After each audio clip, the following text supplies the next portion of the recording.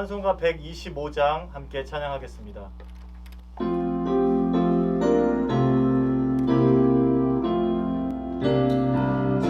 천사들의 노래가 하늘에서 들리니 상관들이 기뻐서 메아리 쳐울린다.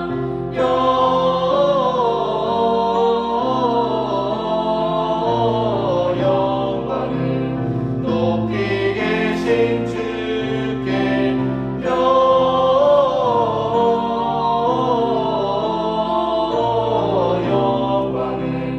높이 계신 주님께 한밤중에 목자들 양떼들을 지킬 때 아름다운 노래가 청하게 들린다.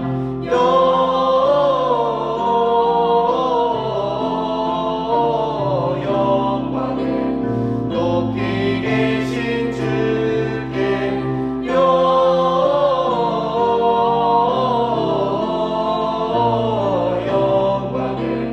높이 계신 주님께 베들레헴 달려가 나시나기 예수께 물어 경배하시다.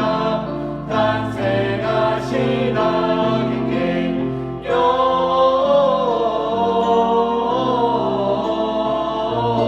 영광을 높이 계신 주께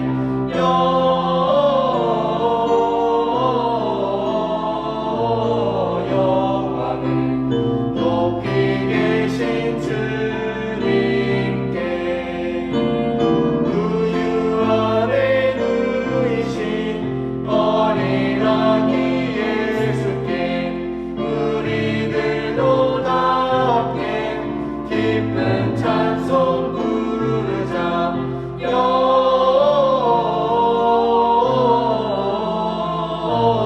영광을 높이 계신 주께 영광을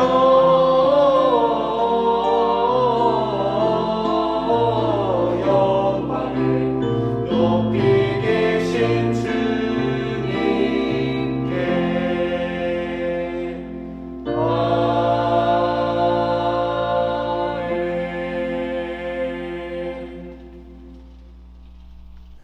다 함께 기도드리겠습니다. 사랑의 하나님, 오늘도 우리를 은혜로 깨워주시고 우리에게 새날을 허락해 주시니 감사합니다. 눈뜨고 호흡하는 것이 당연한 것이 아님을 기억하고 이 하루를 귀하고 복된 시간으로 만들어가게 하옵소서. 이제 주님이 오신 성탄절도 얼마 남지 않았습니다. 어지럽고 분주한 이 때에 우리가 주님의 오심을 잘 준비하고 맞을 준비가 되었는지 점검하며 하루하루를 보내게 하옵소서. 지난 2년간 코로나 국면 가운데 우리를 지켜주심에 감사합니다. 우리 교회 예배가 끊이지 않게 하심에 감사합니다. 그러나 우리가 한 걸음 더 나아가서 우리 안에 환경을 뛰어넘는 신앙이 견고히 세워지게 하옵소서. 어떠한 상황에서든지 어떠한 형편에서든지 하나님 한 분만을 의지하며 하나님을 신뢰할 수 있도록 우리의 마음을 주장하여 주시옵소서. 즐거울 때나 곤고할 때나 언제나 하나님이 내 편 되어 주신다는 사실을 기억하며 하나님만을 소망하게 하옵소서.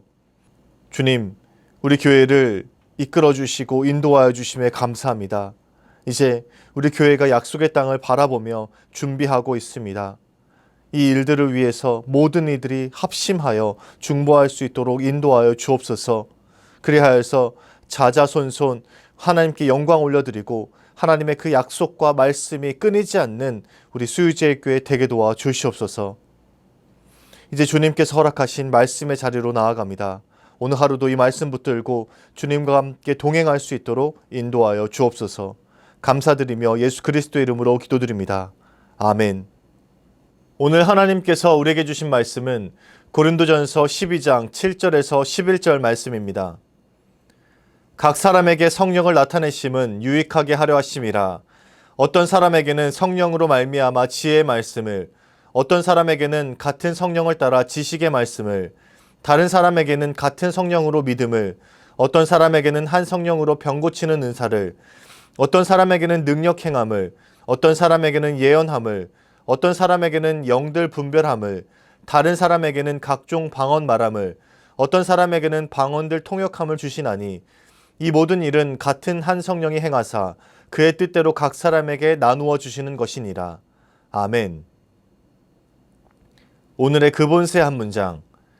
주님이 주가 되시지 않는 그러한 체험에는 절대로 신경을 써서는 안 됩니다. 때가 되면 하나님께서 당신으로 하여금 당신 자신의 체험에 대해 대단하게 여기지 않도록 만드실 것입니다. 내가 뭘 체험했는지는 그다지 중요하지 않습니다. 나는 단지 주님만을 확신합니다. 예수로부터 예수에게로 라는 제목으로 말씀 전하겠습니다. 12월 21일 주님은 나의 최고봉은 주님보다 체험을 더 좋아합니까? 에 관한 내용인데요. 성령 체험이나 특별한 은사를 쫓는 그 신앙에 대해서 말하고 있습니다. 그래서 오늘은 이 말씀을 통해서 우리가 진정 무엇을 붙잡고 우리 신앙이 어디에서부터 비롯되었는지 다시 한번 각인하고자 합니다. 과거에도 그랬지만 현대에 들어서 각종 컨텐츠들이 다양한 분야에서 많이 생겨나고 그에 따른 저작권이 중요해졌습니다. 이 저작권이라는 것은 각종 분야에서 나오는 그 창작물에 대해서 권리를 보호하는 개념입니다. 그래서 이러한 저작권법을 위반하지 않으려면 창작물들을 사용할 때에는 그 출처를 분명히 밝히고 그에 따른 비용도 지불해야 합니다. 그런데 우리 신앙에도 이 저작권과 출처에 관한 내용과 비슷한 개념이 있습니다. 우리에게도 출처를 분명히 밝히고 그 근거를 확실히 두어야 하는 것이 있습니다. 바로 우리가 경험하는 특별한 체험과 성령의 은사입니다. 우리가 신앙생활을 하면서 이러한 체험들이 어디로부터 왔는지 반드시 기억하고 그 출처를 명확히 해야 합니다. 오늘 주님은 나의 최고봉에서 오스왈드 챔버스는 바로 이 점을 우리에게 묻고 있습니다. 그리스도인들의 체험과 경험이 어디에 출처가 있는지 그 점을 지적하고 있는 것이죠. 여러분의 그 특별한 체험과 성령의 은사는 여러분의 능력으로 나온 것입니까? 아니면 하나님께서 여러분들에게 부어주신 것입니까? 그렇습니다. 우리의 모든 체험과 은사는 하나님께서 우리에게 주신 것입니다. 그리고 특별한 체험을 주신 그 이유가 분명하게 있습니다. 그 경험을 붙잡는 것이 아니라 그 성령의 은사를 붙잡는 것이 아니라 그 주신 하나님을 바라보고 주님의 몸된 교회를 세우도록 우리에게 주신 것입니다. 이에 대해서 오스왈드 챔버스는 이렇게 말합니다. 모든 신앙 체험이 그 경험의 근원 되시는 예수 그리스도께 초점을 두게 하는 것이 아니라면 아무런 가치가 없다. 우리는 모든 경험의 근원이 되시는 그 예수 그리스도를 바라보아야 합니다. 성도가 영적 경험의 근원 되시는 예수 그리스도께 초점을 맞추지 않으면 신비주의에 빠질 수 있습니다. 예수를 바라보아야 하는데 특별한 경험과 은사만 쫓게 되는 것이죠. 이렇게 신비주의에 빠지게 되면 더 특별하고 기이한 경험을 찾으려고 애를 씁니다. 그리고 이러한 일들은 성령의 은사를 사모한다고 말하지만 오히려 내주하시는 성령님을 가로막는 일이 됩니다. 개인적인 경험만을 중시하기 때문에 성령의 일을 온전히 바라보지 못하게 되는 것이죠. 그래서 사단의 일을 분별하지 못하고 사단에게 미혹되는 영적인 상태에 빠질 수 있습니다. 분명 기억하시기 바랍니다. 우리는 반드시 어떤 경우에든지 영적 체험에 집중하는 것이 아니라 그것의 근원 되시는 예수 그리스도를 바라보아야 합니다. 모든 것들이 예수께 초점을 맞추기 위한 것들임을 깨닫고 오직 예수를 바라볼 수 있는 그 신앙의 마음을 가져야 합니다. 오스왈드 챔버스는 개인이 경험하는 특별 체험에 대해 이렇게 표현하기도 합니다. 내가 주님께 온전히 이끌려 갈 때에만 나의 경험들이 구속에 근거한 체험이 된다. 내가 주님께 이끌려 나간다는 의미는 나의 재능과 능력들을 뛰어넘어서 예수께서 나를 이끄신다라는 의미입니다. 그리고 바로 그때 우리가 감당할 수 없는 경험들을 할 수 있게 됩니다. 그리스도께서 임재하실 때 우리가 가능하게 되는 경험들이 있습니다. 인간의 능력으로는 도저히 할 수 없죠. 초자연적인 현상도 마찬가지입니다. 그러나 이 모든 일들이 예수님께서 임재하신다면 가능합니다.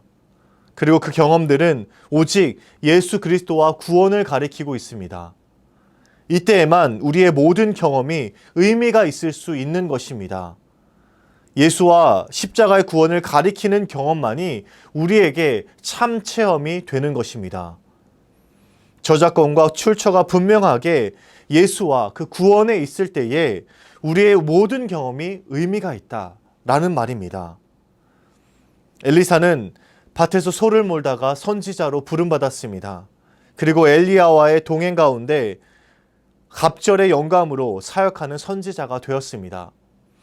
이 모든 일들이 엘리사 자신은 상상조차 할 수 없는 일들이었습니다.